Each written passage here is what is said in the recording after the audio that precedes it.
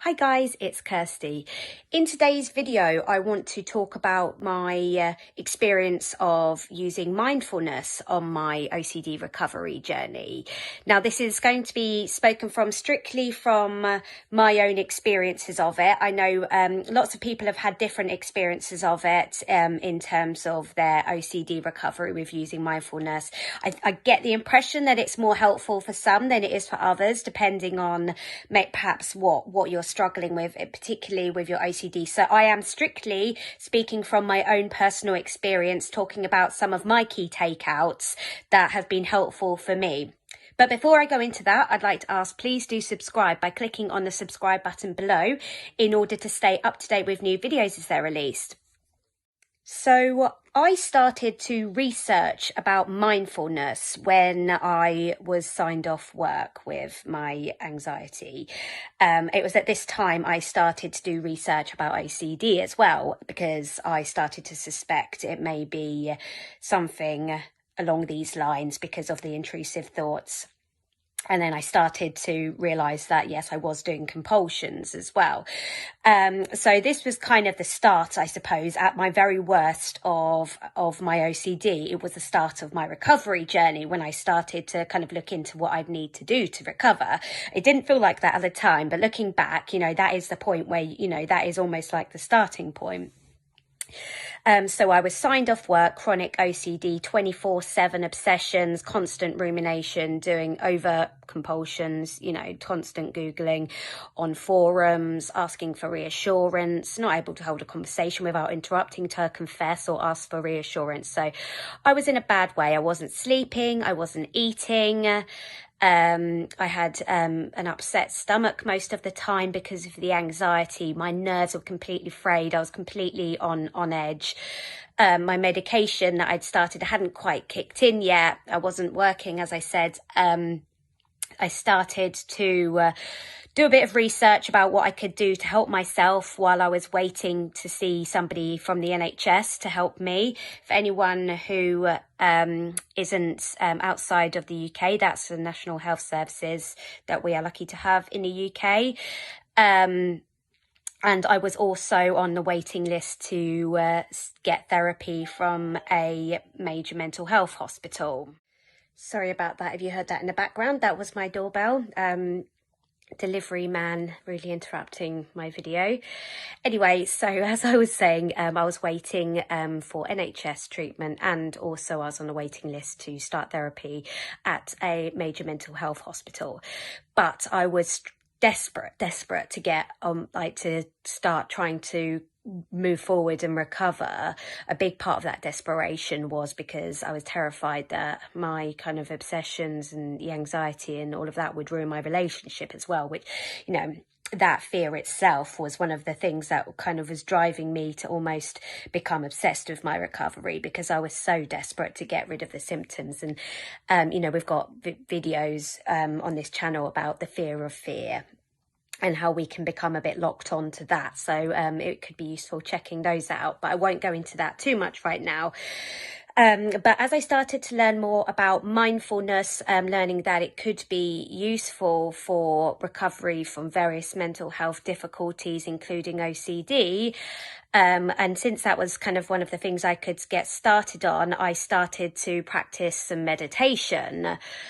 Which obviously, it's not easy for anyone, but it's especially not easy for somebody in the throes of chronic OCD at the very beginning of their recovery journey. But I started to try and meditate several times a day, and it actually became something I think a bit compulsive for me, to be honest, because I started to do it in order to kind of almost try and separate myself from my thoughts as in a way to kind of show that they were intrusive thoughts, definitely intrusive thoughts rather than my thoughts. And the timing of when I was choosing to do these meditations as well, for me, I would choose to do it when I knew that I might be triggered. So because I was suffering from ROCD when I was going to be seeing my partner and things. And I started to try and meditate 3 times a day, each for 20 minutes at a time. Now, perhaps for somebody who's very experienced with meditating, mindfulness, maybe that's fine. But I think somebody who's early on in their journey, OCD recovery and journey with mindfulness as well, that was quite over the top. And it was actually identified when I did start psychodynamic therapy that I was kind of putting a lot of pressure on myself and using that almost as kind of too much to try and drive recovery in, because I started to actually get anxious that I might not be able to fit in my meditations when I started to get back to work. And I desperately try and find somewhere quiet at lunchtime to try and do my meditation because, I was terrified of what would happen if I didn't, if I didn't do everything I possibly could to recover. Which actually is very difficult when you work around London Bridge, which is a part of London with lots and lots of commuters and tourists, and there's nowhere there that you can go and get a moment alone unless you sit in a toilet cubicle, which I couldn't get away with at work without people starting to talk. So it was this kind of fear and desperation to do it that sort of highlighted the fact that it was actually, on that occasion, the way I was using it, becoming a little bit unhelpful to me. And my therapist at the time asked me to kind of have some distance from it and suggested, and this is something that was one of my big takeouts of mindfulness, rather than trying to do the meditations at the time, to practice mindfulness in everyday life, to take a moment to notice the smells when you're cooking and the feeling of the wind on your face and that type of thing. But she did advise to lay off the meditating, and I have to say I do still enjoy a relaxing meditation sometimes at bedtime, but one of the big takeouts for me was that the putting pressure on myself and getting anxious about not meditating was not helpful for me at all. It was actually kind of working against me in that respect, as I said, because I was so obsessed with recovering. But the big takeout for me was her suggestion, just using it in everyday life. And that was something that actually has stayed with me as one of my big takeouts is, when you're doing the things that you enjoy, to just take a moment to, notice the way it feels or the way things taste and things. And it became even more important to me when I moved into my house and I became very passionate about my gardening, which I'll talk about in a bit in this video, because that is actually kind of one of my big sort of grounding things that I find useful for in terms of practicing mindfulness without even necessarily realizing that I'm doing it now. So as I've just said, the way that I was using mindfulness did become a bit compulsive. So I did lay off it for that point in my recovery journey, but I did start to come back to it a bit more later on when I realized when I was no longer using it to try and rid myself of discomfort in the moment, but I was still, practicing, the idea of being able to kind of sit with, notice emotions and not try and change them and things like that. Essentially learning to sit with discomfort to kind of apply that, apply a bit of the mindfulness idea with that. And something that I was able to kind of apply a bit of mindfulness to as well was when I quit vaping. Vaping was a big crutch for me. It was actually probably quite compulsive because it was a distraction for me in the moment when I was sort of struggling with anxious thoughts and feelings. So I was able to kind of apply some of the things I'd learned when I was researching about mindfulness in terms of noticing the urge to vape and, sitting with that, the discomfort of that urge, knowing that something won't last with that level of intensity forever. And as I worked further on my recovery in terms of looking at my irrational beliefs and really starting to properly get under my OCD, really get under the fears by disputing my irrational beliefs, which we talk about in a lot of these videos on this channel. There are specific videos on this channel you can check out about disputing irrational beliefs and finding more about unconditional acceptance in those other videos. I won't go into that in this video in detail because this video is about my journey with mindfulness. And I don't want to stray too much from the topic, but it was once I started to work on my irrational beliefs that were really fueling my fears, that were keeping my OCD, like keeping me latched on to my obsessions, keeping me in the kind of mental rumination, feeling checking loop, which I didn't even realize I was doing these mental compulsions at the time because my thinking was still so fueled with anxiety. I was able, once I'd started to be able to kind of slow down the anxious thinking by working on my beliefs, it was then that I could also apply some of the things that I'd learned about, mindfulness in terms of noticing, feeling, mentally uncomfortable and noticing that I have the urge to kind of check the feelings and be able to make the choice to not check the feelings, and things like that. But it wasn't until I'd kind of properly got under my fears that I was able to really apply some of the mindfulness sort of things that I'd learned earlier on in my recovery journey. And one of the principles that you learn about when you're researching mindfulness is, the idea of, feelings and thoughts come and go and all of that. The whole idea, this too shall pass. But when you're struggling with OCD, which is, a doubting, it's fueled by feelings of, big feelings of doubt. You doubt that this too shall pass. You doubt that these thoughts and feelings will come and go because you're terrified that they'll just stay.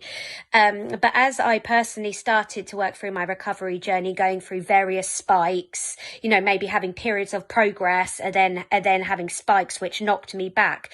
Initially I could get quite disheartened with that, but after a while you do start to, after several times digging yourself back up out of those spikes and out of those setback kind of periods, you start to see that these periods don't last, and that you can come out of it, however long that might take. And that is kind of, it's kind of recognizing that mindfulness principle that, in the moment, if you've been triggered, that deep feeling of that horrible feeling that you might feel, after a while, that is going to go at some point. If you don't, if you don't do your compulsions, that will go at some point. And again, it's that mindfulness idea. But as I said, it took me working on irrational beliefs to become a bit more unstuck before I could kind of see that and recognize that when I was going through a lower period in my OCD recovery, when I was struggling a bit more, to believe that I could come back out of it again. It took getting properly under my fears, so I couldn't just rely on the idea this too shall pass from the very beginning, because of the doubting that the OCD doubting.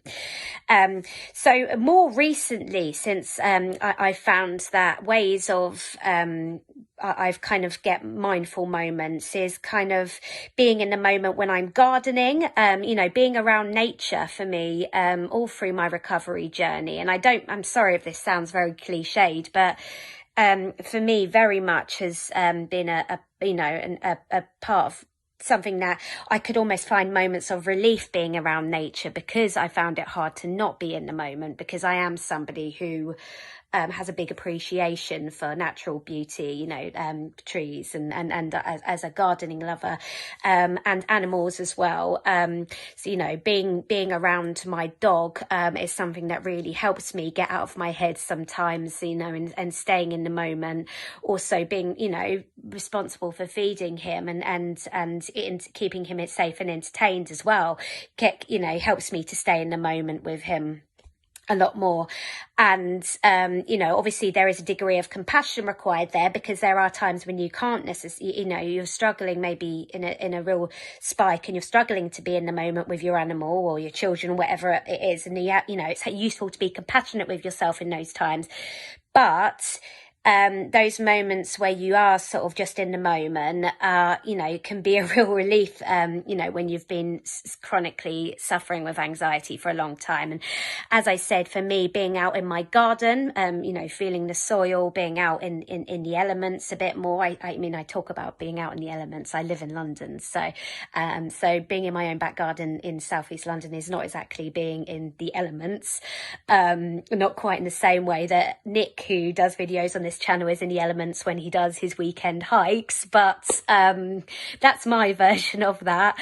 But it's, you know, at that time I'm sat in my garden feeling the wind or the sun on me, and yeah, there might be some intrusive thoughts coming in and out, but I'm kind of in the middle of doing something. I'm in the moment. I've got the flow going on. So that's kind of my way of, one of my big ways of practicing mindfulness now, without even, you know, having to necessarily schedule in anything. It's being able to be in the garden and use my senses to be productive. I won't bore you with my gardening chat anymore because I feel like people no longer want to watch my videos, but this is just some examples for me, you know, being in nature and things like that, and also exercising as well. You know, being really conscious of your movements while you're exercising with your form and things. It can feel really great. And I'm not just talking about slow exercising like Tai Chi or yoga, which some people may do for kind of relaxation and mindfulness. Lifting weights or running or swimming can be done mindfully as well. Something I do think that's worth mentioning when it comes to mindfulness, when it wasn't particularly helpful for me, was when I was kind of going through points in my recovery where I was latched onto physical sensations.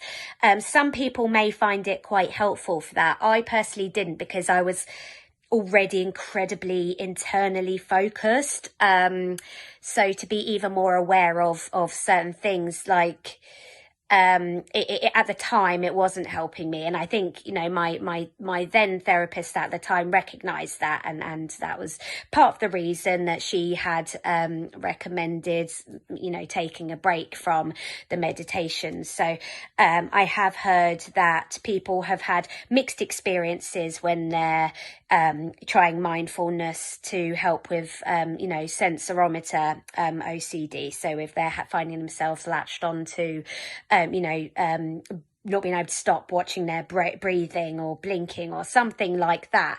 And when I've gone through phases where I've kind of been hyper aware of that kind of thing, it wasn't that great for me. But that's not to say, you know, it wouldn't be for everyone. As I said, this video is my own experiences, you know, talking from my point of view, what was helpful for me, and the things that I've taken out of it and I still kind of use now. So I hope it's been helpful hearing that. You may have had very different experiences with mindfulness. I think it's different for everybody. But yes, I hope it's been useful anyway, hearing, or at least interesting, hearing somebody else's perspective on it. But thank you very much for watching, and do take care. Bye.